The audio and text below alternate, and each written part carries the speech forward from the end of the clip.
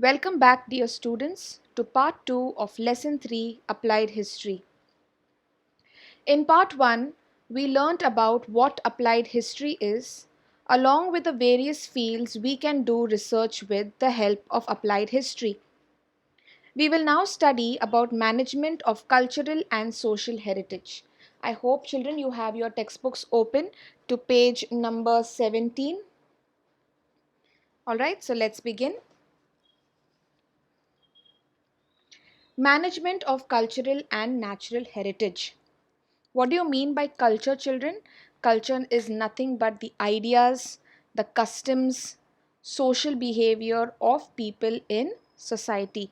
Something that we hold for ourselves, which we have created. All right. First one is cultural heritage. It is the form of human creation. We have created this for ourselves. It is of two types, tangible and intangible. What do you mean by the word tangible? Something that you can touch, something that you can feel. Intangible is invisible, something that you cannot touch, yet you know that it exists.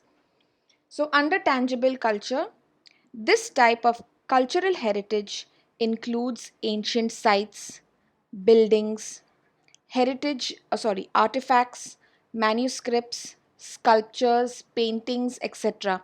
All these are part of tangible cultural heritage where you can touch them, you can see them. Intangible, this type of cultural heritage includes the following things: oral traditions and their languages, traditional knowledge, social customs and rituals of celebrating festivals, styles of performing arts, certain traditional skills, communities, groups who represent such traditions, customs, and skills.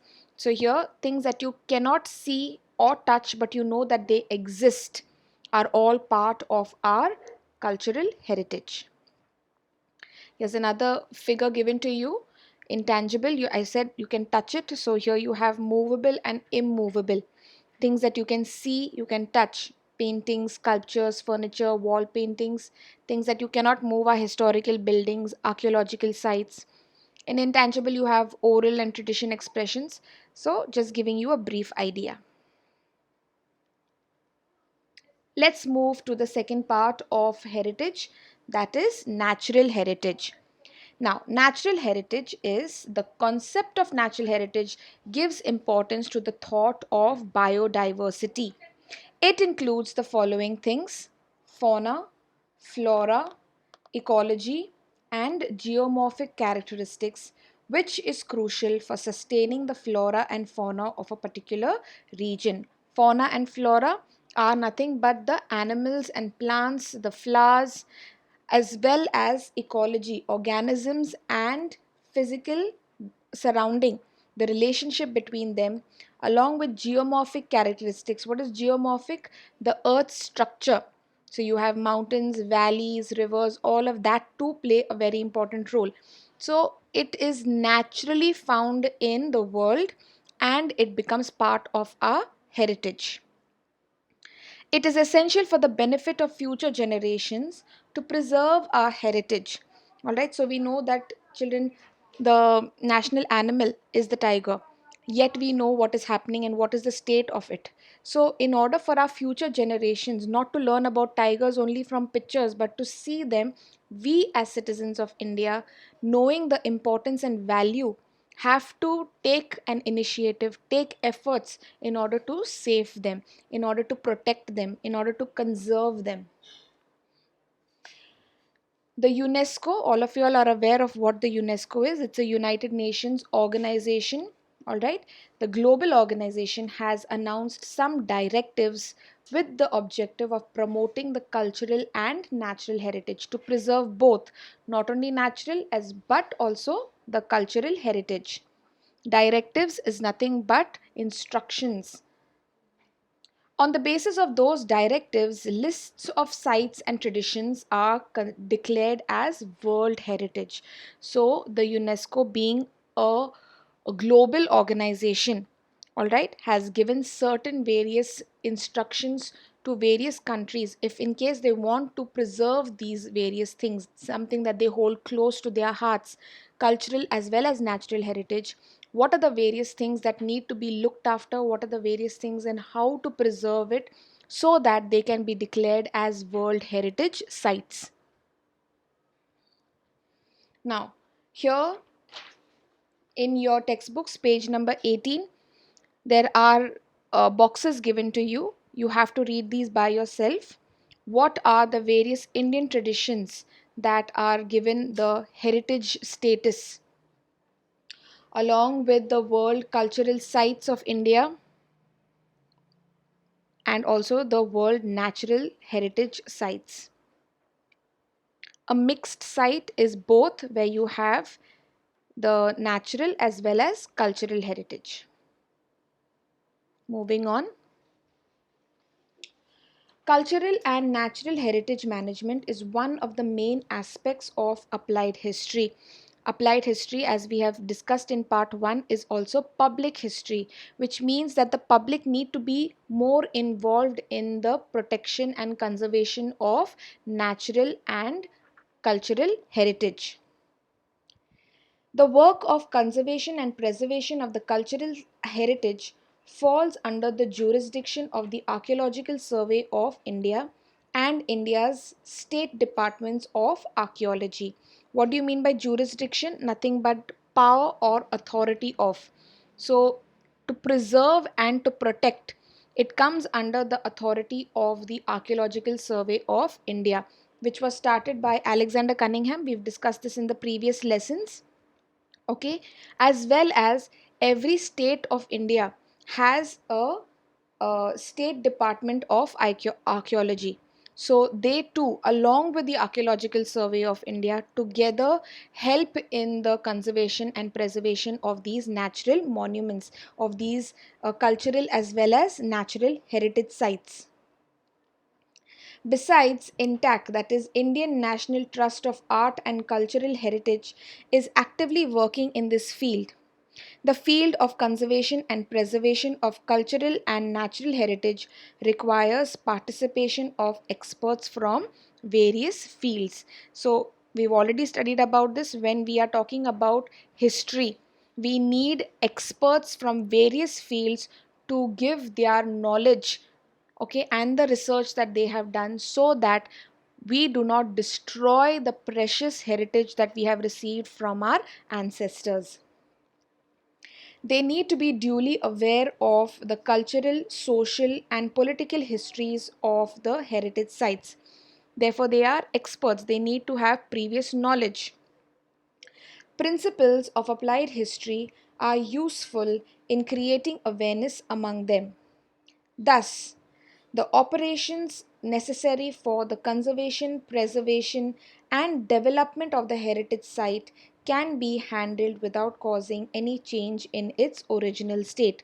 So, when we are preserving or conserving, or if there is any repair work that needs to be done, it should be done carefully without having to destroy the original structure. All right.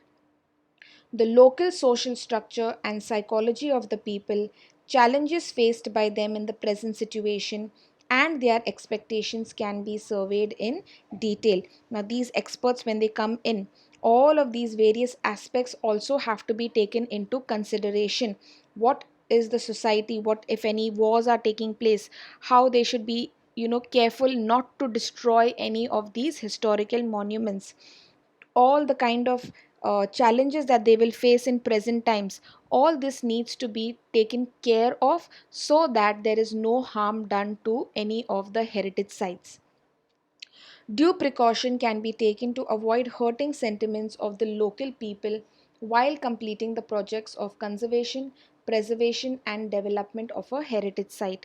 Suppose, for example, if there is a temple or a mosque or a church that needs to be repaired or restored, okay, so we have to be careful so that that particular community, we do not hurt any feelings, sentiments of the people, and at the same time the conservation and preservation project work goes on smoothly. participation of the local people in the project can be facilitated. So because of this, in that particular city, in that town, in that village, the people there too can help out in the project work in order to restore the glory of that particular heritage site. Next, systematic plan can be designed to employ the local skills in a creative way and create better opportunities of livelihood. Here, they talk about, if for example there is a local artist, okay, a painter, a sculptor, if there is any repair work that needs to be done, then to ask these local people to come and help, which also creates employment, at the same time will also give that feeling of belongingness, all right, as well as identity. Affiliated professional fields, affiliated related to knowledge of history, can be supportive in the decision making with regard to respective legal provisions and public policies in the following fields. Now, here, when you have the knowledge of history, it can help you in making certain decisions and public policies, which means that if in case a particular heritage site is very weak because it has been existing there for centuries, there is a possibility that it might fall down or it might damage some or maybe can harm other people that are walking around. If it's too weak or too brittle, then how to make certain decisions, that can be done only with the help of previous history. If it has extra sentiment attached, if it is a tourist attraction, then you cannot just say that let's demolish it. All right, some sort of other work has to be done by other experts so that they can preserve and conserve it for tourism facilities or to preserve that cultural heritage that we have received. Museums and archives, you'll all know what museums are. All right, places where you can go and see the remains of ancient civilizations. Archives is nothing but where you have old documents that are preserved and kept for further research.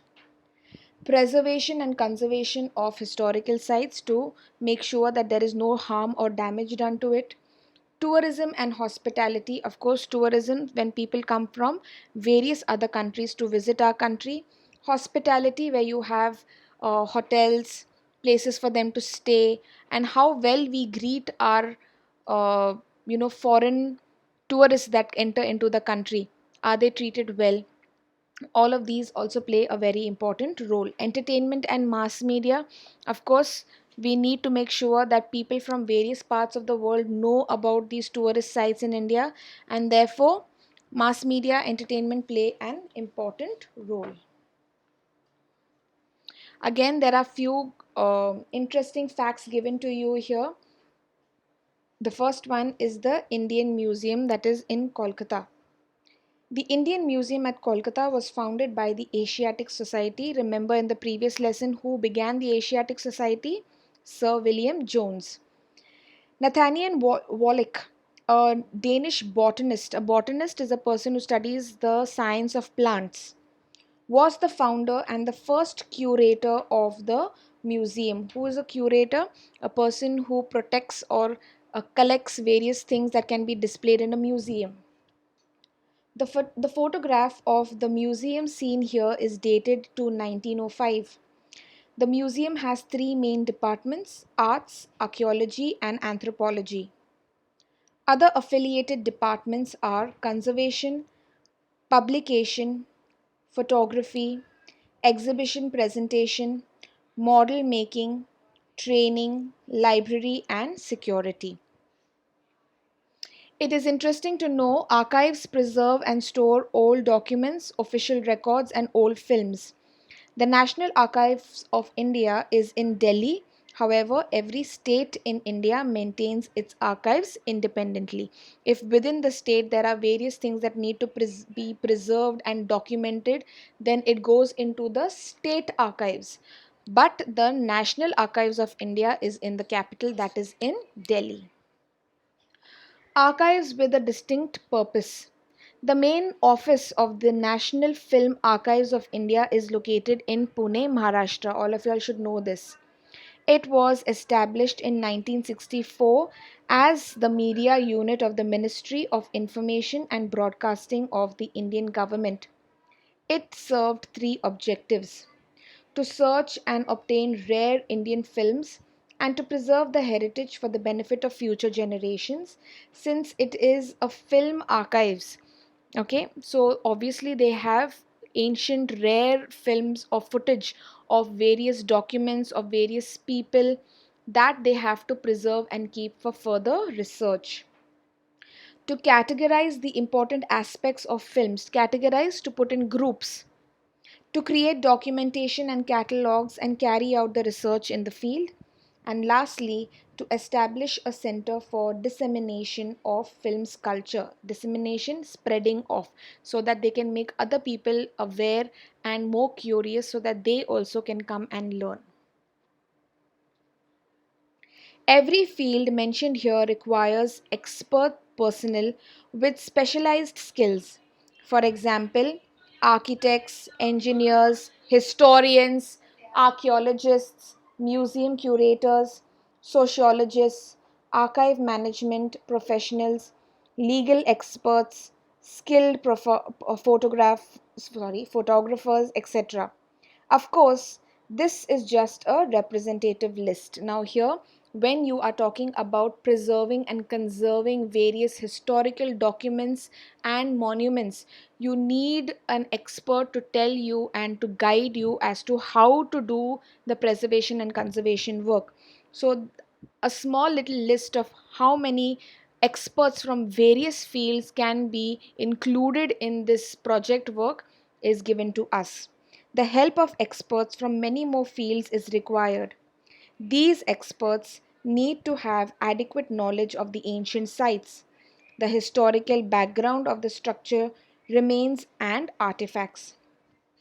Projects in the field of applied history can create various opportunities for these professionals. So, because more and more experts are required to give their knowledge, give their feedback, give their opinions about how to go about doing preservation and conservation work, it creates more and more opportunities for new people who have joined into these professions so that they too can give and voice their opinions. So, in this lesson, we learned about the role of applied history in public training programs for understanding the importance of history. We know that applied history is also public history, and how to make the public more and more interested and curious to learn more about history. For creating social awareness regarding the conservation, preservation of our cultural and natural heritage, using knowledge of history for this purpose, to enhance the professional skills of people and to develop industrial commercial field, to carry out preparatory work and plan for effective implementation of heritage projects. We've already discussed this, how people from various uh, fields who are experts can also come and help out in the preservation and conservation. It is essential to avoid vandalizing of historical and public places. Vandalizing is destroying. Usually, when you go to see various historical monuments, you see people carving out their names, initials, in hearts.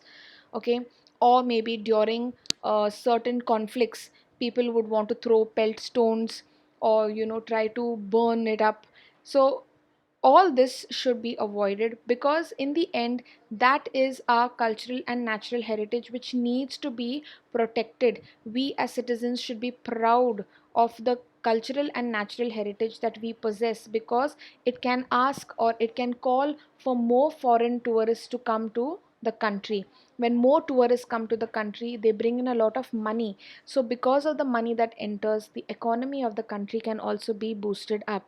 So we need to keep all of this in mind and make sure that as citizens of India, how we should preserve and conserve this heritage that we have received, and of course to ensure that they are preserved for the benefit of future generations. We have to make sure that we carry on this tradition so that we can pass it down to the future generations, tell them what importance these various heritage sites contain or hold for us, so that they too can carry out the preservation and conservation work. With this, children, we have finished with the lesson. I hope all of you all have understood the lesson. Now from your exercise, I want all of you all to do question number 2, 3, 5 and 6 in your classwork books. Question number 1A and B, question number 4 to be done within the textbook itself. I'm repeating, question number 1A and B along with question number 4 to be done in the textbook. Question number 2, 3, 5 and 6 to be done in the classwork books. With this, children, we've come to the end of our lesson. Thank you and have a wonderful day.